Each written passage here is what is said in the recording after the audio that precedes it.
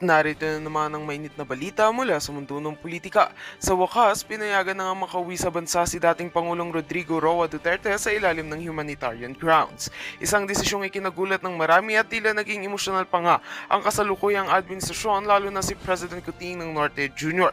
Matapos ang ilang buwang pananahimik at spekulasyon, kinumpirma ng Malacanang na binagyang daan na ng mga international legal bodies at ng pamahalaan ng pagbabalik ni FPRRD sa Pilipinas. Ayon sa ulat, isinaalang-alang sa desisyong ito ang kanyang lumalalang kalagayang pangkalusugan at ang pananawagan ng kanyang pamilya na makapiling siya sa kanyang huling mga taon.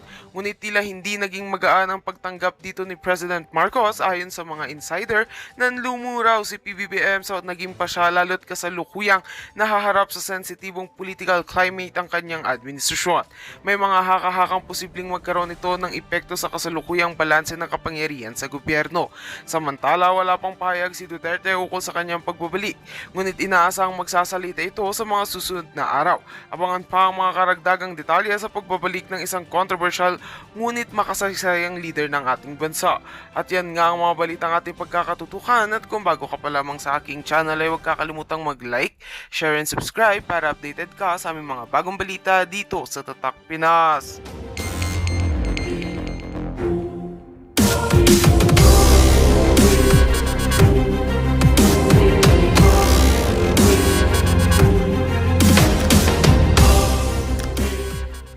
Sa mga alas ng mga Duterte, lumabas na.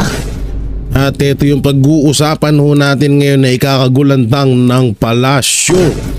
Oo, grabe tong ano na to, grabe tong etong ebidensya or katibayan ng mga Duterte or pinangahawakan ng mga Duterte na siguro may ilang Pilipino na nakakaalam. Ay hindi siguro, baka kukunti lang. Pero itong ebidensya na to ay ito yung malaking sampal kay Marcos Jr. At talagang ikakagulantang niya ito. Ikakangiwi niya ito ng kanyang pangaulot. Pangana naman. Wala na ba kayo ibang banat kay Marcos namin? Pangana lang. Anong namin? Ano ibabanat namin sa kanya? Yun lang naman nakikita lagi namin na tumatabing eh. Hindi naman, wala naman kami nakikitang tawag dito na ibang tumatabingi sa kanya kundi yung kanyang pangalamang. At ayun pasensya na ho kayo, ngayon lang huli tayo nakapag-vlog kasi nga sobrang busy for today's video.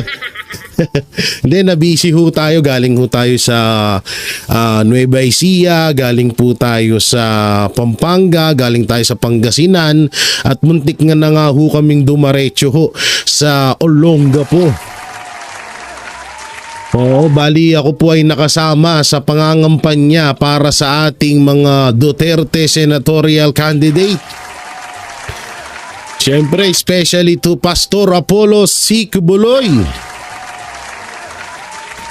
Yun na nga ang ginawa ho natin doon, wala ho tayong ang gusto lang ho nating maiparating sa taong bayan at sa mga kababayan natin yung totoong impormasyon na hindi na ho nila nababalitaan sa ating mga bias mainstream media. So yun po yung ginagawa ho namin doon is maghatid ng totoong impormasyon at ipaalam sa kanila kung ano ang maaaring gawin at kung ano yung mga nagawa ng ating mga Duterte senatorial candidate. At alam nyo, ang mahirap ito ngayon ko nasaksihan talaga. Akala ko nung una medyo baka masyado lang tayong defensive, masyado lang tayong affected or masyado lang tayong maselan. Pero doon ko napatunayan na totoo nga talaga. Totoo nga talaga yung totoo nga po talaga yung panggigipit, lalo na sa mga mayors, lalo na sa mga patiho kapitan. Ba't palakpak? Pati ho sa mga kapitan ay ginagawa rin ho. Ito, explain ko nga ho sa inyo. Kasi ang ginagawa ho namin ng SMNI, syempre, ini-endorse po namin or tinatawag na ikinakampanya ho namin ang 10 Duterte candidate. no? At lalong-lalo na si Pastor Apollo C. Kibuloy. So ang nangyari ho, alam nyo, harap-harapan na nasaksihan ko po na ultimong kapitan, ultimong mayor ay talagang umaayaw. Ayaw ho nila na ipagamit sa Duterte senatorial candidate na sana magkaroon ng tipon-tipon doon at makilala yung mga kandidato pa natin. Alam naman na natin na mas kilala na nila, pero syempre ang iniiwasan kasi namin dito at ang itinutuwid ho namin ay yung mga fake news ho na pinapalaganap ng ibang mainstream media. So ngayon, doon ko po nasaksihan na ultimong kapitan ay talagang sinasakal nila. Paano ko ba nasasabing sinasakal? Ganito kasi. Halimbawa, may isang cover court. So magpapaalam ho kami doon sa barangay na yon. Doon sa isang barangay, magpapaalam po kami sa isang kapitan na baka pwedeng magkaroon ng town hall meeting diyan sa lugar nyo. So may mga kapitan ho at may mga mayor na talagang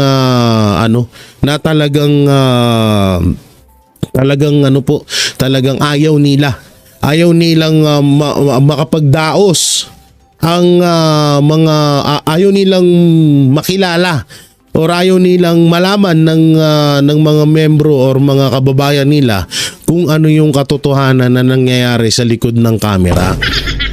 Lalong-lalo na ho sa Duterte senatorial candidate. So yun, kadalasan kami po ay kinakansela. No, kami po ay kinakansela ng iba't ibang mga barangay at lalo na yung mga kapitan, mayor, pero may mga iba naman po na pumapayag din naman. Kung matatandaan nyo po, may isa ho tayong video at may post po ang SMNI, ang Banateros Official, na kung saan ay nandoon po kami sa Sagingan. Kung matatandaan nyo po, nandiyan naman sa aking Facebook page. So nga pala, sa mga hindi pa nakakapalo sa aking Facebook page, follow nyo lang po, J. Guevara TV. Nasa 1,600 followers pa lang naman ho ata. Kunti lang naman po yan. No? So hindi naman tayo masyadong nakatutok doon. So yun nga kung mapapansin nyo po, bakit kami nasa Sagingan? Dahil may mga kapitan ho, may mga mayor na ayaw talaga, na takot po sila. Kasi parang binalaan po sila ng administrasyon na wag nyong papayagan na mangampanya yung Duterte senatorial candidate dyan sa mga lugar nyo. So kami naman, syempre, kung ayaw nyo ipagamit yung cover court, edi sasagingan kami. Pero tingnan nyo naman, diba? Yun yung tinatawag na organic, no? Organic na mga supporters na kahit nasa sagingan kami, ay pinuntahan pa rin po kami. Diyan po yan sa lungsod ng Pangasinan. So maraming salamat talaga. Grabe, alam nyo yung nasa Sagingan kami, sobra akong namangha. Kasi yung tanggap sa amin ng taong bayan doon ay talagang napakainit, napakalakas at talagang sinisigaw talaga nila ay Duterte. Sinisigaw talaga nila na iboto nila ang Duterte senatorial candidate.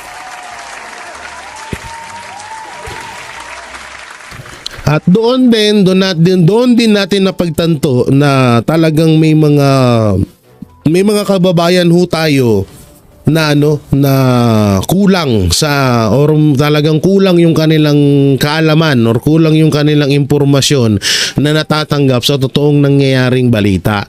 Alam nyo, kasi ako po yung ako yung tiga explain kung ano ba talaga yung nangyari kay Pastor Apollo C. Kibuloy, kung ano ba talaga yung nangyari kay Pangulong Duterte, at kung ano ba talaga ang tunay na ginagawa ng administrasyon. So doon, wala naman hong paninira doon kasi totoo naman ho na nangyari. Kaso nga lang, yung ibang mga kababayan natin, bukod na nasa liblib sila ng lugar, ay talagang hindi ho nila alam na kung ano talaga yung tunay na yung tunay na balita o tunay na impormasyon na dapat nilang paniwalaan. So yun, tayo po ang naging tulay ho nun para malaman nila ang katotohanan. Biruin nyo, ito yung pagdakip kay Pangulong Duterte ay ang alam nila doon ay kusa daw na sumuko si Pangulong Duterte sa ICC. Si Duterte daw ang nagpapasok sa ICC. Yan ang mga sinasabi ng mga tiga doon. Yan na ang nababalitaan nila. At may mga ano pa nga may mga bali-balita na may mga nagpapakalat ng mga placards or mga sobre or ewan ko kung ano, mga black propaganda na mga papel na nandoon ho na parang lumalabas ho doon na si Duterte daw po ang kusang sumuko sa ICC at hindi daw si Marcos Jr. So ganun po yung kalupit ng ginagawa nila ho doon. Pero ang pinakamaganda ho dito na napapasok ho natin yung mga lugar, yung mga yung mga liblib na lugar at naibabalita natin sa kanila at napapaunawa natin kung ano ba talaga ang tunay na nangyayari at kung ano yung hadikain ng ating mga Duterte senatorial candidate at kung ano po ang maaaring gawin ng 10 Duterte senatorial candidate. So yun po yung mga nangyari nung kaya tayo ay nabisi. So nga po pala dito sa video ito ito hindi po ako nagbibiro, may papakita po talaga akong ebidensya sa inyo na pinangahawakan. Isa sa mga pinangahawakang ebidensya ng mga Duterte na siguro talaga ay ayaw na malaman ng administrasyong Marcos, ayaw malaman ng mga anti-Duterte na ayaw nilang malaman ng mga Pilipino itong ebidensya na pinangahawakan ni Pangulong ng mga Duterte. So bago tayo mapunta doon, dito muna tayo sa isang video, no? Sa isang video na kung saan ay talagang nakatikim or ipinapatikim po ng taong bayan kung gaano nila kamahal si Pangulong Rodrigo Roa Duterte. So ito po, panoorin natin. Freedom Park sa Davao City dinagsa ng di lamang mga taga-suporta kundi mga nagmamahal kay dating Pangulong Rodrigo Duterte. Ang buong detalye mula kay Jean Domingo. Sa kapila ng distansya nananatili ang pagmamahal ng sambayan ng Pilipino, kabilang na mga Davaoenyo kay dating Pangulong Rodrigo Duterte.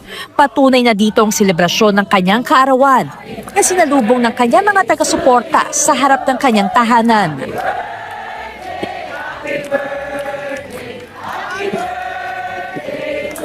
At maging sa Freedom Park sa Davao City, dumagsa ang taga-suporta ng dating Pangulo upang ipakita ang kanilang patuloy na suporta at pagpapahalaga sa taong itinuturing nilang pinakamabuting Pangulo ng bansa. Daming tao. Siguro kini ang pinaka sa 18 na yan, kini dyan ang pinaka-historic siguro kay tibuok naso nag-celebrate. Siguro mao na lang po siguro niyang ikabalo sa mga tao nga mo-attend o king ani to show sa love kay former president and especially ang love niya sa LGBT sector.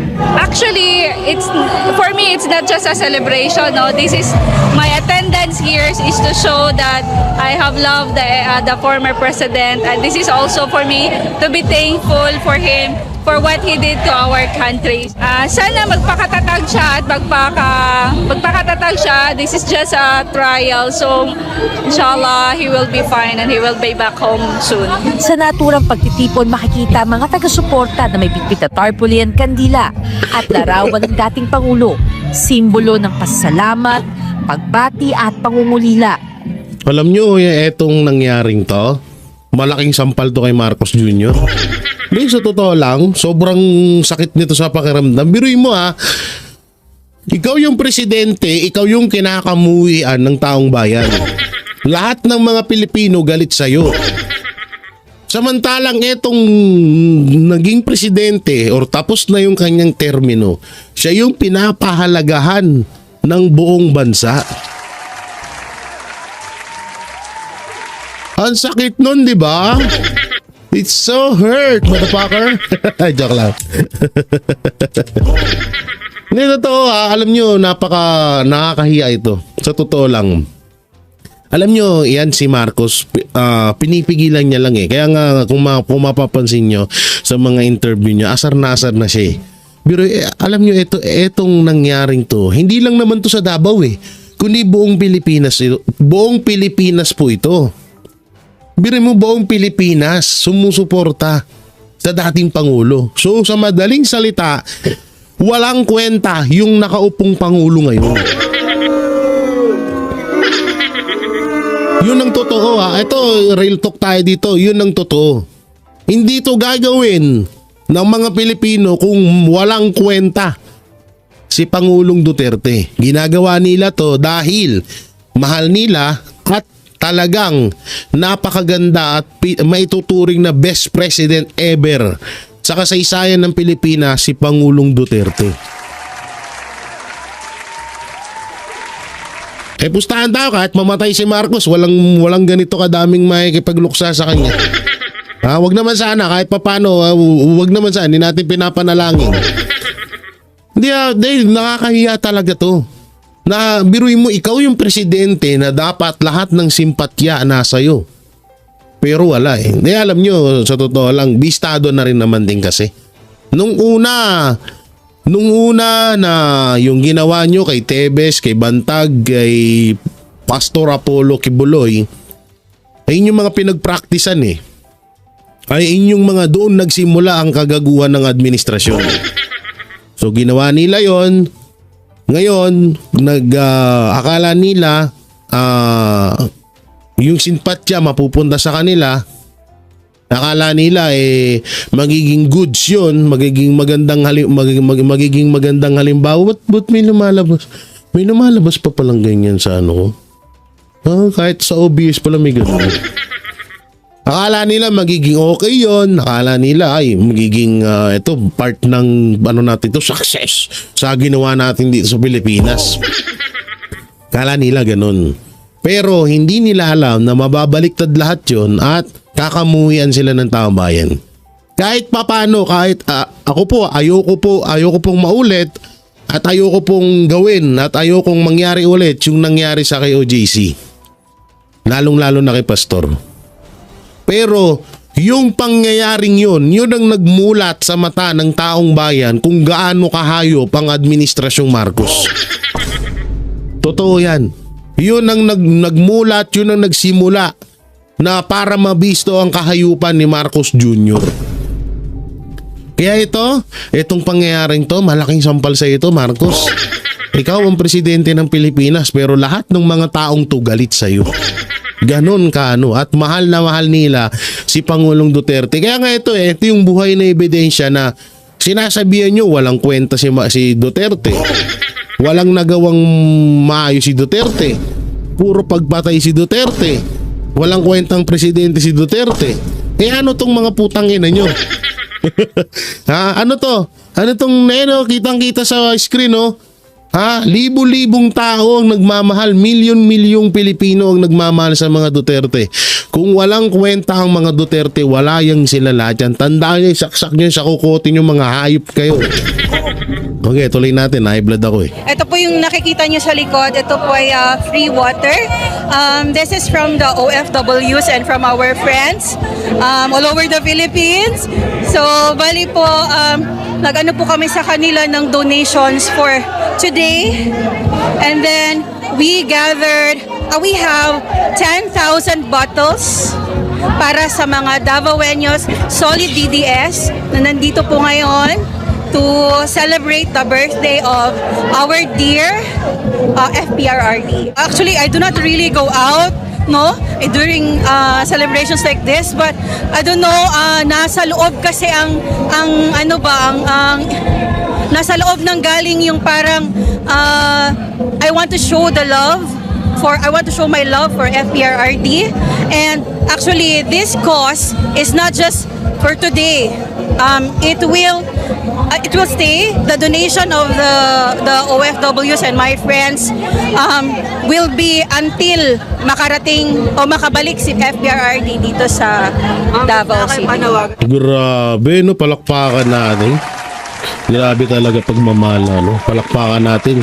Siyempre ang ating mga hero abroad, alam nyo talagang nakatikim ng hagupit ng mga OFW itong administrasyon. At nagsagawa sila ng aabutin nata ng 1 month. 1 month no remittance. Naku po, alam nyo, malaking taxes ang mawawala. Sa bagay, hindi alam nyo ito sa totoo lang wala hong pangamba ang administrasyong Marcos diyan sa remittance na yan. Alam nyo kung bakit? Putang ina, yayaman ng mga hype na yan. Dami-dami na nilang nanakaw sa gobyerno natin. Sa BICAM pa lang, sa PhilHealth, GSIS, diba? GSIS, PhilHealth, Marlica Fund, ano pa ba? Ang dami. Sa flood control. So ngayon, dito maganda, hindi ko sinasabing pangit yung desisyon ng mga OFW, ng mga hero abroad OFW natin. Maganda rin naman ho yun. Pero para sa akin, hindi iindahin ng ng administrasyon, alam niyo kung bakit. Mas iindahin ng mga Pilipino dito sa Pilipinas yan. Pero hindi iindahin ng administrasyon. Puta, yayaman na ng mga yan. Billion-billion na yung nanakaw nila. Sa BICAM nga lang Ito nga, kaya nga nandiyan si Pangulong Duterte sa Netherlands. Yan ay pinakamalaking diversional tactic nila para matakpan nila yung issue sa BICAM. Totoo yan, no? So, pero kahit papano na maganda rin ho ito na na ipinapadama ng mga ating mga mahal na hero abroad ang tawag dito ang lakas nila or galit nila sa ating administrasyong Marcos. So dito naman tayo sa isa, ito ba yun? Ito. Yung pogi ni Sir Almar. Yan, ang isa sa mga SMNI angkor na si Sir Almar. Pasok. Mangha si Vice President Sara Duterte sa global celebration ng kaarawan ng kanyang ama na si dating Pangulong Rodrigo Duterte. Ang dating Pangulo may pakiusap naman sa mga Pilipino para sa darating na halalan. Si Jason Rubrico magbabalita.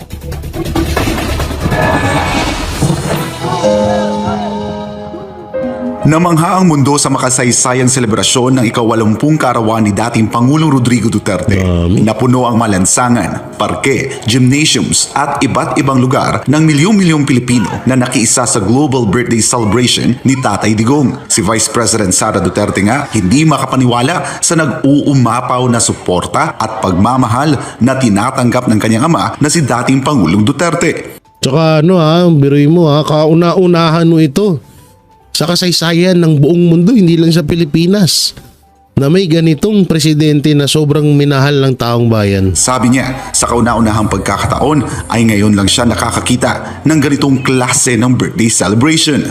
And it shows the goodness of his heart and the love for the people. Because otherwise, the people may not love you if they don't feel the love coming from you.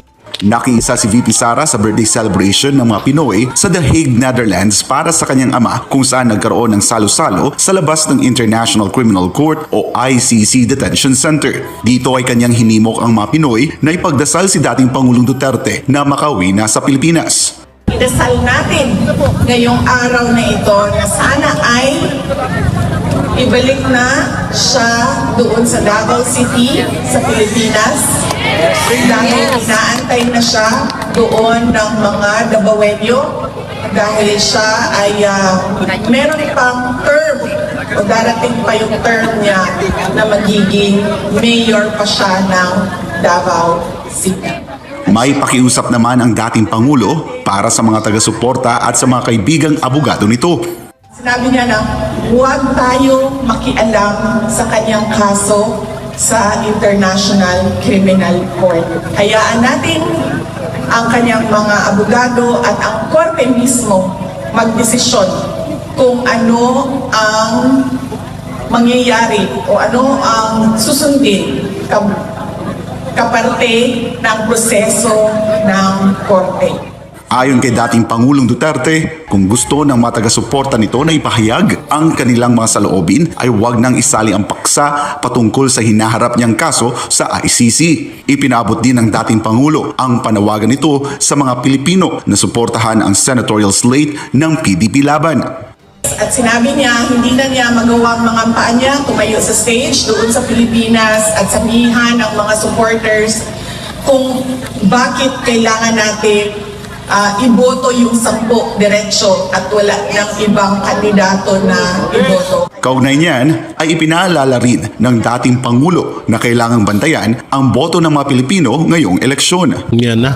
Ang mga tao na desperado ay kung ano-anong pandaraya ang naiisip para lang manalo sila. Kaya kailangan daw ay bantayan natin ang ating boto at paniguraduhin natin na tama ang pagkabilang ng mga boto ng ating mga senators. Yun, hindi kasi alam nyo, tama naman yung sinabi ni Pangulong Duterte na yun. Dahil talaga, di ba, may mga balita na magkakaroon ng pinakamalaking dayaan sa kasaysayan ng Pilipinas na sa darating na eleksyon. May mga, ako po ay nanaginip. Bayan naman. Ako ay nanaginip kamakailan lang na talagang may nadiskubrihan ng mga anti-Duterte na kung paano mandaya sa eleksyon. Kaya nga yung iba, parang confidence na parang dinideklara na nila na panalo na sila. Na kahit nasa hanay sila ni Pangulong Marcos. O kahit sila ay mga anti-Duterte, parang naniniwala sila na panalo na kami. Wala na kaming dapat patunayan pa. Kasi may gagawin kaming malaking dayaan. Yan ang ewan ko lang kung At ito yung pag-uusapan natin ngayon na ikakagulantang ng palasyo. Oo, grabe tong na to, grabe tong etong ebidensya or katibayan ng mga Duterte or pinangahawakan ng mga Duterte na siguro may ilang Pilipino na nakakaalam, ay hindi siguro, baka kukunti lang. Pero itong ebidensya na to ay ito yung malaking sampal kay Marcos Jr. At talagang ikakagulantang niya ito. Ikakangiwi niya ito ng kanyang pangaulot. Pangana naman. Wala na ba kayo ibang banat kay Marcos namin? Pangana lang. Anong ibabanat namin sa kanya? Yun lang naman nakikita lagi namin na tumatabing Hindi naman, wala naman kami nakikitang tawag dito na ibang tumatabingi sa kanya kundi yung kanyang pangalamang. At ayun pasensya na ako kayo, ngayon lang huli tayo nakapag-vlog kasi nga sobrang busy for today's video.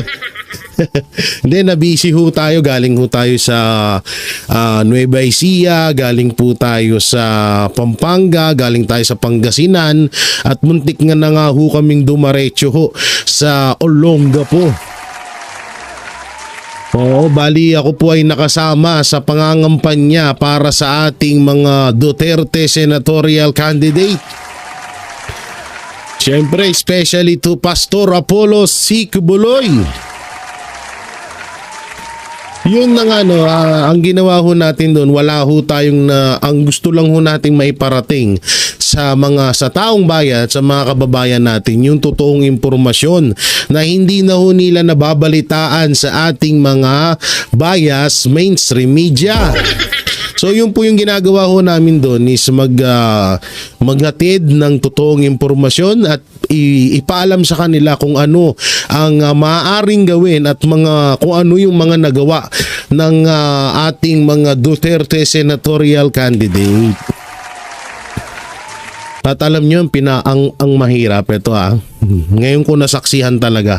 Akala ko nung una medyo baka masyado lang tayong defensive, masyado lang tayong affected or masyado lang tayong maselan, pero doon ko napatunayan na totoo nga talaga. Totoo nga talaga yung totoo nga po talaga yung panggigipit, lalo na sa mga mayors, lalo na sa mga patiho kapitan. Ba't palakpak? Pati ho sa mga kapitan ay ginagawa rin ho. Ito, explain ko nga ho sa inyo. Kasi ang ginagawa ho namin ng SMNI, syempre, ini-endorse po namin or tinatawag na ikinakampanya ho namin ang 10 Duterte candidate, no? At lalong-lalo na si Pastor Apollo C. Kibuloy. So ang nangyari ho, alam nyo, harap-harapan na nasaksihan ko po na ultimong kapitan, ultimong mayor ay talagang umaayaw. Ayaw ho nila na ipagamit sa Duterte senatorial candidate na sana magkaroon ng tipon-tipon doon at makilala yung mga kandidato pa natin. Alam naman na natin na mas kilala na nila, pero syempre ang iniiwasan kasi namin dito at ang itinutuwid ho namin ay yung mga fake news ho na pinapalaganap ng ibang mainstream media. So ngayon doon ko po nasaksihan na ultimong kapitan ay talagang sinasakal nila. Paano ko ba nasasabing sinasakal? Ganito kasi. Halimbawa, may isang cover court. So magpapaalam ho kami doon sa barangay na yon. Doon sa isang barangay, magpapaalam po kami sa isang kapitan na baka pwedeng magkaroon ng town hall meeting diyan sa lugar nyo. So may mga kapitan ho at may mga mayor na talagang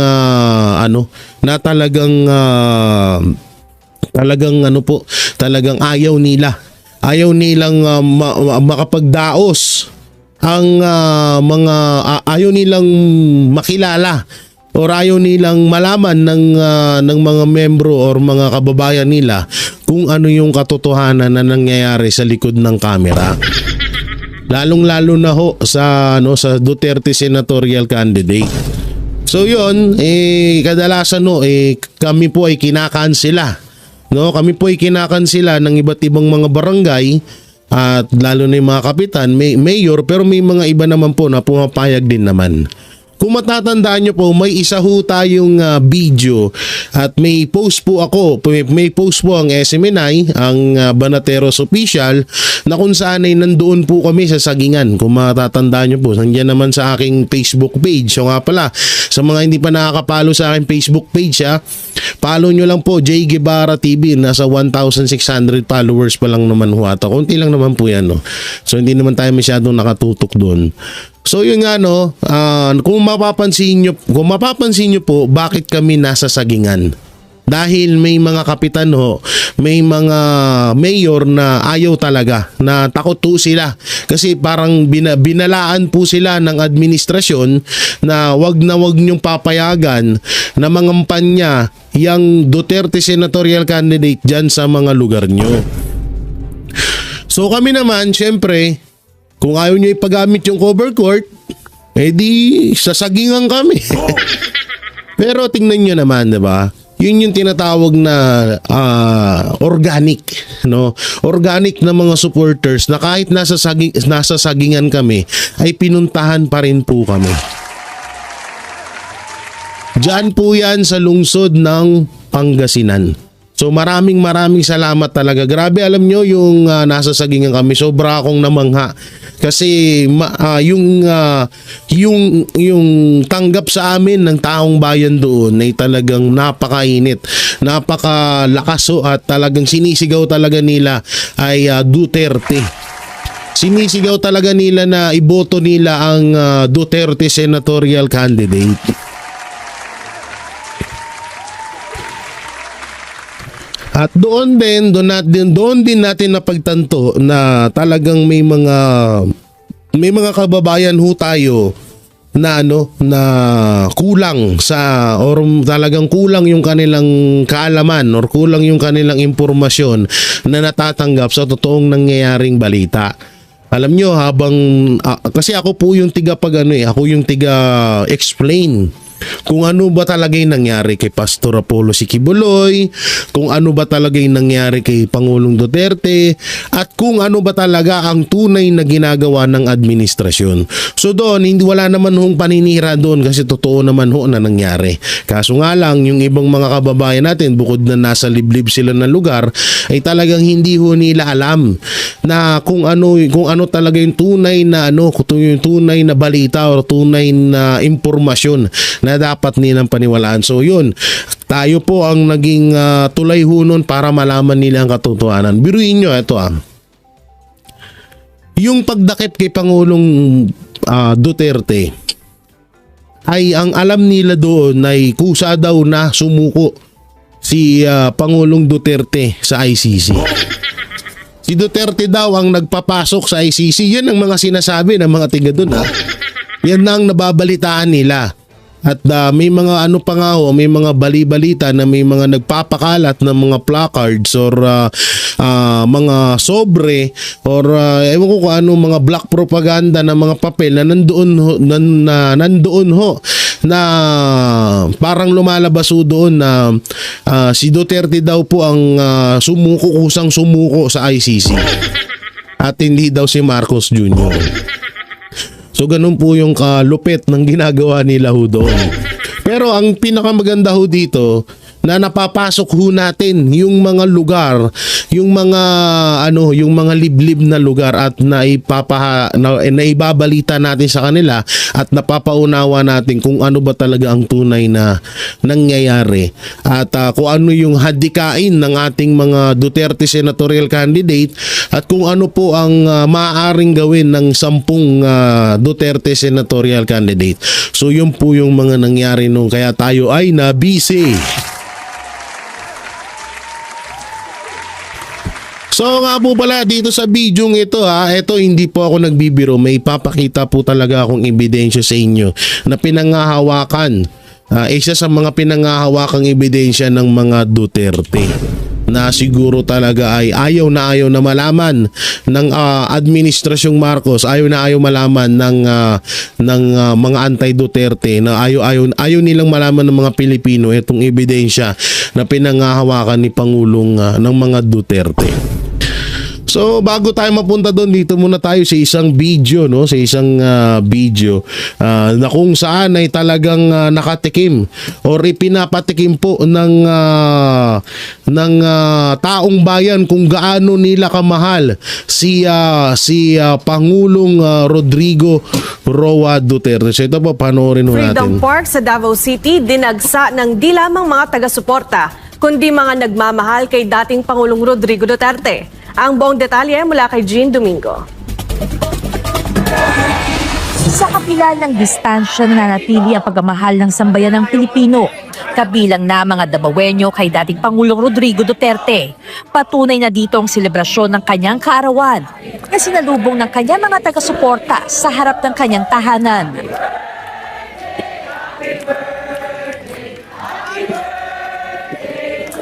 At maging sa Freedom Park sa Davao City, dumagsa ang taga-suporta ng dating Pangulo upang ipakita ang kanilang patuloy na suporta at pagpapahalaga sa taong itinuturing nilang pinakamabuting Pangulo ng bansa. Daming tao. Siguro kini ang pinaka sa 18 na yan, kini dyan ang pinaka-historic siguro kay tibuok naso nag-celebrate. Siguro mao na lang po siguro niyang ikabalos sa mga tao nga mo-attend o king ani to show sa love kay former president and especially ang love niya sa LGBT sector.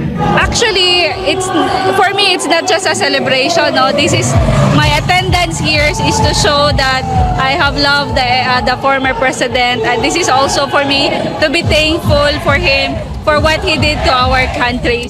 Sana magpakatatag siya at magpakatatag siya. This is just a trial, so inshallah he will be fine and he will be back home soon. Sa naturang pagtitipon, makikita mga taga-suporta na may bitbit na tarpaulin, kandila at larawan ng dating Pangulo, simbolo ng pasasalamat, pagbati at pangungulila.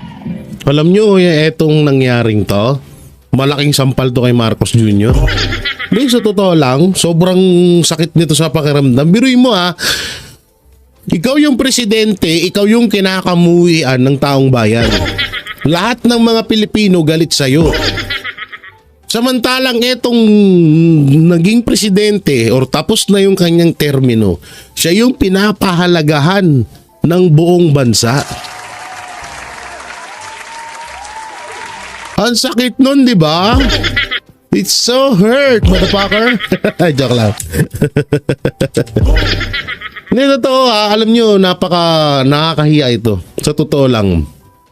Alam nyo, yan si Marcos, pinipigilan niya lang eh. Kaya nga, kung mapapansin nyo sa mga interview niya, asar na siya eh. Pero alam nyo, etong nangyaring to, hindi lang naman to sa Davao eh. Kundi buong Pilipinas po ito.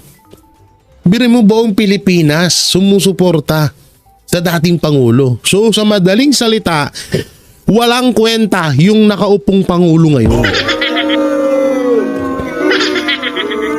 Yun ang totoo ha. Ito, real talk tayo dito. Yun ang totoo. Hindi to gagawin ng mga Pilipino kung walang kwenta si Pangulong Duterte. Ginagawa nila to dahil mahal nila at talagang napakaganda at maituturing na best president ever sa kasaysayan ng Pilipinas si Pangulong Duterte. Pustahan tayo kahit mamatay si Marcos, walang ganito kadaming makikipagluksa sa kanya. Wag naman sana kahit papano, wag naman sana, hindi natin pinapanalangin. Dahil nakakahiya talaga to.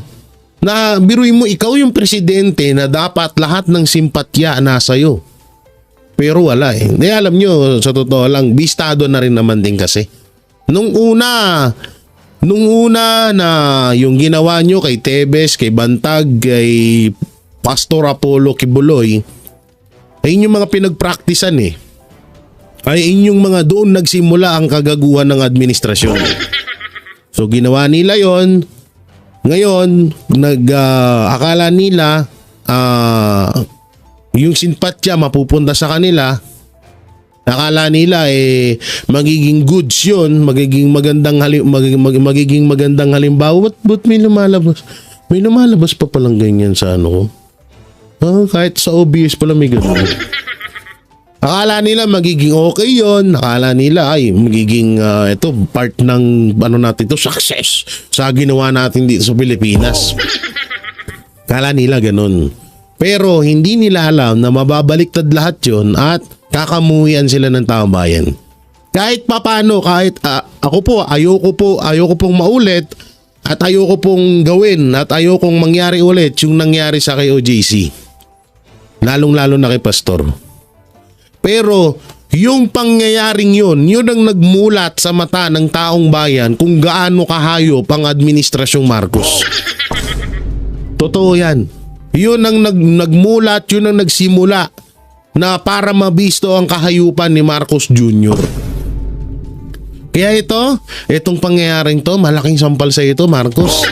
Ikaw ang presidente ng Pilipinas pero lahat ng mga taong to galit sa iyo. Ganon ka at mahal na mahal nila si Pangulong Duterte. Kaya nga ito yung buhay na ebidensya na sinasabihan nyo walang kwenta si Duterte. Walang nagawang maayos si Duterte. Puro pagpatay si Duterte. Walang kwentang presidente si Duterte. Ano tong mga putang ina nyo? Ano to? Ano tong kitang-kita sa screen libu-libong tao ang nagmamahal, milyon-milyong Pilipino ang nagmamahal sa mga Duterte. Kung walang kwenta ang mga Duterte, wala yang sila lahat yan. Tandaan nyo, saksak nyo sa kukotin yung mga hayop kayo. Okay, tuloy natin. High blood ako Ito po yung nakikita nyo sa likod. Ito po ay free water. This is from the OFWs and from our friends all over the Philippines. So, bali po, nag-ano po kami sa kanila ng donations for today. And then, we gathered, we have 10,000 bottles para sa mga Davaoeños solid DDS na nandito po ngayon to celebrate the birthday of our dear FPRRD. Actually, I do not really go out during celebrations like this, but I don't know, nasa loob kasi ang nasa loob ng galing yung parang I want to show the love I want to show my love for FPRRD. And actually, this cause is not just for today. It will stay. The donation of the OFWs and my friends will be until makarating o makabalik si FPRRD dito sa Davao City. Grabe, no? Palakpakan natin. Grabe talaga pagmamahal, no? Palakpakan natin. Siyempre, ang ating mga hero abroad, no? Oo, alam nyo, talagang nakatikim ng hagupit ng mga OFW itong administrasyon. At nagsagawa sila ng aabutin nata ng 1 month. 1 month no remittance. Naku po, alam nyo, malaking taxes ang mawawala. Sa bagay, hindi alam nyo ito sa totoo lang wala hong pangamba ang administrasyong Marcos diyan sa remittance na yan. Alam nyo kung bakit? Putang ina, yayaman ng mga hype na yan. Dami-dami na nilang nanakaw sa gobyerno natin. Sa BICAM pa lang, sa PhilHealth, GSIS, diba? GSIS, PhilHealth, Marlica Fund, ano pa ba? Ang dami. Sa flood control. So ngayon, dito maganda, hindi ko sinasabing pangit yung desisyon ng mga OFW, ng mga hero abroad OFW natin. Maganda rin naman ho yun. Pero para sa akin, hindi iindahin ng ng administrasyon. Alam niyo kung bakit. Mas iindahin ng mga Pilipino dito sa Pilipinas yan. Pero hindi iindahin ng administrasyon. Puta, yayaman na ng mga yan. Billion-billion na yung nanakaw nila. Sa BICAM nga lang Ito nga, kaya nga nandiyan si Pangulong Duterte sa Netherlands. Yan ay pinakamalaking diversional tactic nila para matakpan nila yung issue sa BICAM. Totoo yan, no? So, pero kahit papano maganda rin ho ito na ipinapadama ng mga ating mga mahal na hero abroad ang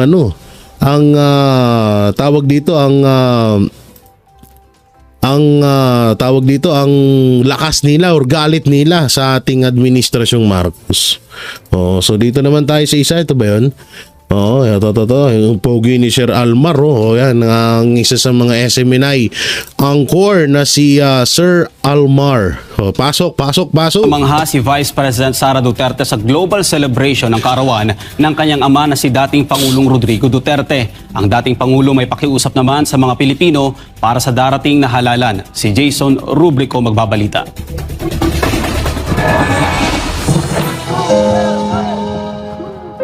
Namangha ang mundo sa makasaysayang selebrasyon ng ika-80 kaarawan ni dating Pangulong Rodrigo Duterte. Napuno ang malansangan, parke, gymnasiums at iba't ibang lugar ng milyong-milyong Pilipino na nakiisa sa global birthday celebration ni Tatay Digong. Si Vice President Sara Duterte nga hindi makapaniwala sa nag-uumapaw na suporta at pagmamahal na tinatanggap ng kanyang ama na si dating Pangulong Duterte. Tsaka biruin mo kauna-unahan mo ito sa kasaysayan ng buong mundo, hindi lang sa Pilipinas, na may ganitong presidente na sobrang minahal ng taong bayan. Sabi niya, sa kauna-unahang pagkakataon ay ngayon lang siya nakakakita ng ganitong klase ng birthday celebration. And it shows the goodness of his heart and the love for the people. Because otherwise, the people will not love you if they don't feel the love coming from you. Nakiisa si VP Sara sa birthday celebration ng mga Pinoy sa The Hague, Netherlands para sa kanyang ama kung saan nagkaroon ng salo-salo sa labas ng International Criminal Court o ICC Detention Center. Dito ay kanyang hinimok ang mga Pinoy na ipagdasal si dating Pangulong Duterte na makauwi na sa Pilipinas. Idasal natin ngayong araw na ito na sana ay ibalik na siya doon sa Davao City, sa Pilipinas. Dahil inaantay na siya doon ng mga Davaoenyo dahil siya ay meron pang term o darating pa yung term niya na magiging mayor pa siya ng Davao City. May pakiusap naman ang dating Pangulo para sa mga taga-suporta at sa mga kaibigang abogado nito. Sinabi niya na huwag tayong makialam sa kanyang kaso sa International Criminal Court. Hayaan natin ang kanyang mga abogado at ang korte mismo magdesisyon kung ano ang mangyayari o ano ang susundin kaparte ng proseso ng korte. Ayon kay dating Pangulong Duterte, kung gusto ng mga taga-suporta nito na ipahayag ang kanilang mga saloobin ay huwag nang isali ang paksa patungkol sa hinaharap niyang kaso sa ICC.